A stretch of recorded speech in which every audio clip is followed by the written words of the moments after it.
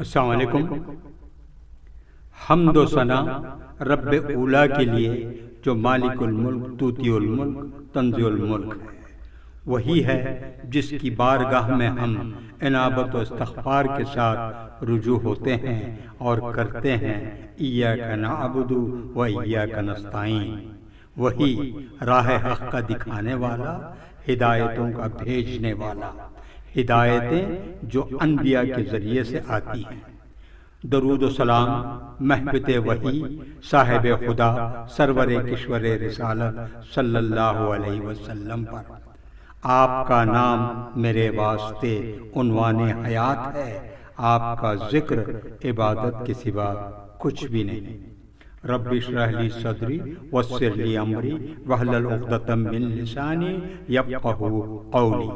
ناظرین کرام، دین زندہ تو ہم زندہ کی ایک اور قسط لے کر بندہ آسی نور احمد آپ کی خدمت میں حاضر ہے۔ ایک لمبے وقفے کے بعد یہ سلسلہ پھر سے جاری ہے۔ جیسا کہ آپ جانتے ہیں، یہ جو سلسلہ جو چلا رہا ہے تاریخ انبیاء کرام اور سیرت پاک رسول صلی اللہ علیہ وسلم پر ہم روشنی ڈالتے آ رہے ہیں۔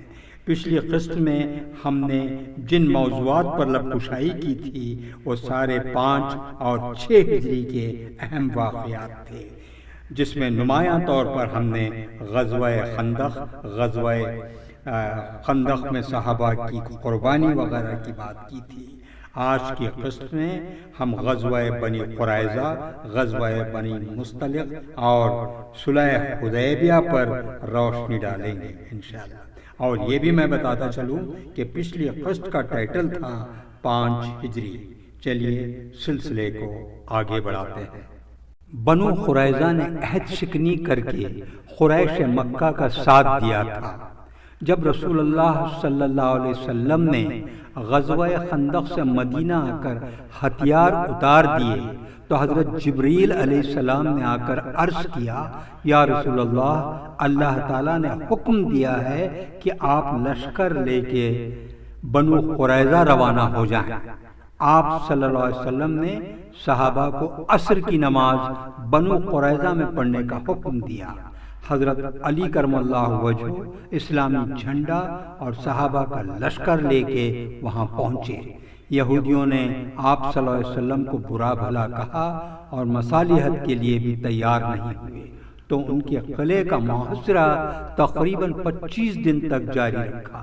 بالآخر محاصرہ تنگ ہونے پر انہوں نے مصالحت کے معاملے کو پہلے حضرت ابو لبابہ رضی اللہ تعالیٰ عنہ، پھر حضرت سعد بن معاذ رضی اللہ تعالیٰ عنہ کے سپرد کر دیا کہ ان کا ہر فیصلہ ہمیں منظور ہے۔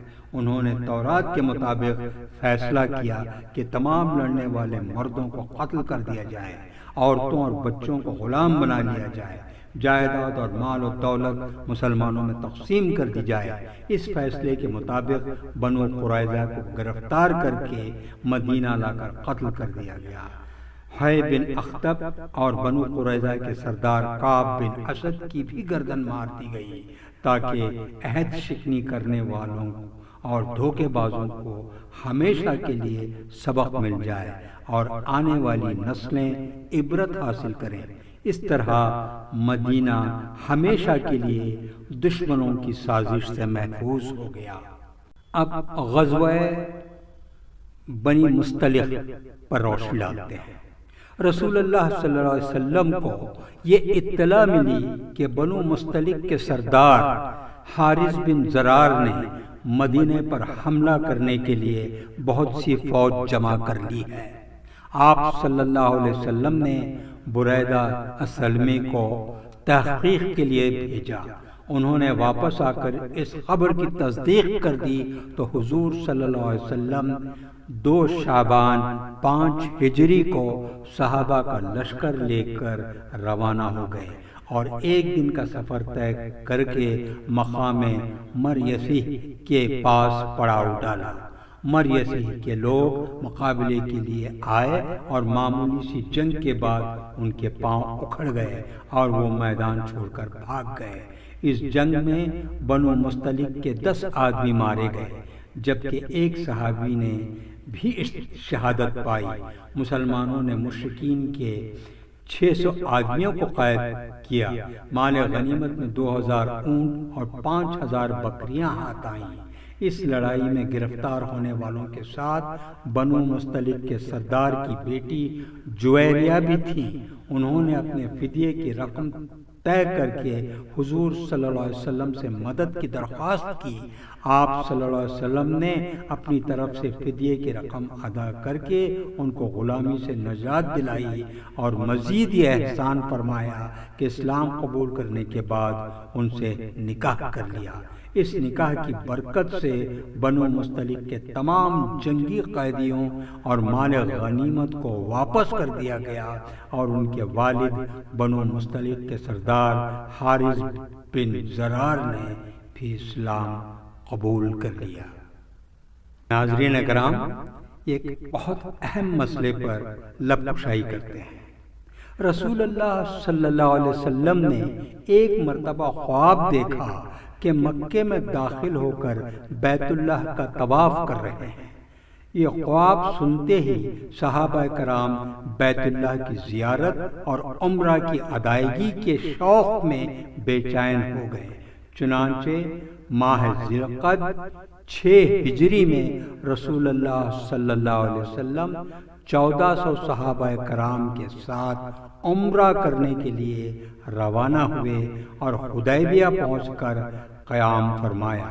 خراش بن امیہ خزاعی کو قریش مکہ کے پاس بھیجا کہ ہم صرف بیت اللہ کی زیارت اور عمرہ کرنے آئے ہیں، ہمارا مقصد لڑنا نہیں ہے۔ مگر اہل مکہ نے بدسلوکی کرتے ہوئے ان کے اونٹ کو مار دیا اور مشکل سے جان بچا کر واپس آئے۔ پھر آپ صلی اللہ علیہ وسلم نے حضرت عثمان غنی رضی اللہ تعالیٰ عنہ کو کے ذریعے ان کے پاس پیغام بھیجا تو انہوں نے حضرت عثمان رضی اللہ تعالیٰ عنہ سے کہا، تم اگر طواف کرنا چاہتے ہو تو کر سکتے ہو۔